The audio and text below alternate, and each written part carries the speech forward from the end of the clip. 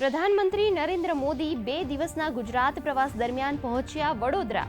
વડોદરામાં પીએમ મોદીનું પુષ્પવર્ષાથી કરાયું ભવ્ય સ્વાગત. હાથમાં તિરંગા સાથે ઉમટી ભારે જનમેદની. રોડ શો દરમિયાન દેખાઈ ઓપરેશન સિંદૂરની ઝલક. સાંજે અમદાવાદમાં પણ પીએમ મોદીનો ભવ્ય રોડ શો. પ્રધાનમંત્રી નરેન્દ્ર મોદી દાહોદમાં દેશનું પ્રથમ અત્યાધુનિક ઇલેક્ટ્રિક લોકોમોટિવ એન્જિન દેશને કરશે સમર્પિત. લોકો મેન્યુફેક્ચરિંગ શોપ, રેલિંગ સ્ટોક વર્કશોપનું કરશે લોકાર્પણ. સાથે જ પાણી પુરવઠા વિભાગની 4 યોજનાઓનું કરશે લોકાર્પણ. જનસભાને પણ કરશે સંબોધન.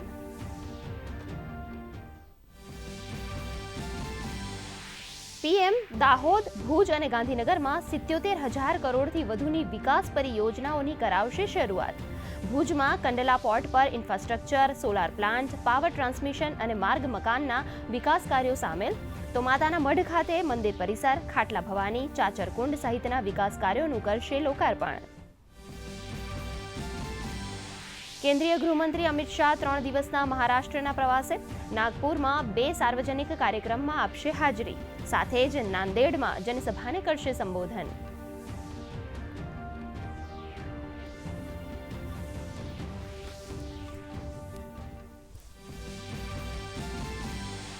વૈશ્વિક સ્તરે પાકિસ્તાનને ઉઘાડું પાડવા માટે રવિશંકર પ્રસાદના નેતૃત્વમાં સર્વપક્ષીય પ્રતિનિધિ મંડળ પહોંચ્યું ફ્રાન્સ. ગુયાનાના રાષ્ટ્રપતિને મળ્યા શશી થરૂર. ગુયાનાના પ્રધાનમંત્રીએ આતંકવાદ વિરુદ્ધ કર્યું ભારતનું સમર્થન.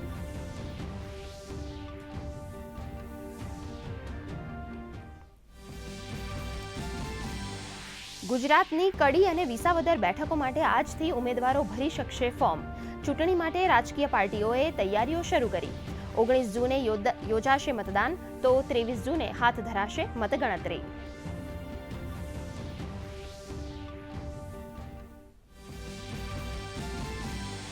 મહારાષ્ટ્ર, કર્ણાટક, ગોવા સહિત દક્ષિણ ભારતમાં પહોંચ્યું ચોમાસું.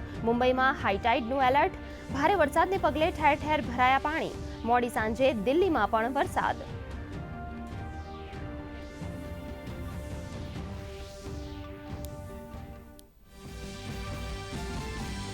રાજ્યમાં છેલ્લા 24 કલાકમાં 41 તાલુકામાં 1 ઇંચથી પણ ઓછો વરસાદ.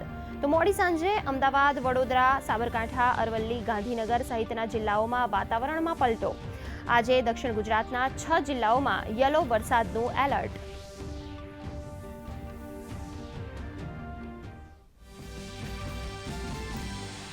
કારોબારી સપ્તાહના પ્રથમ દિવસે સેન્સેક્સમાં 700 આંકનો ઉછાળો.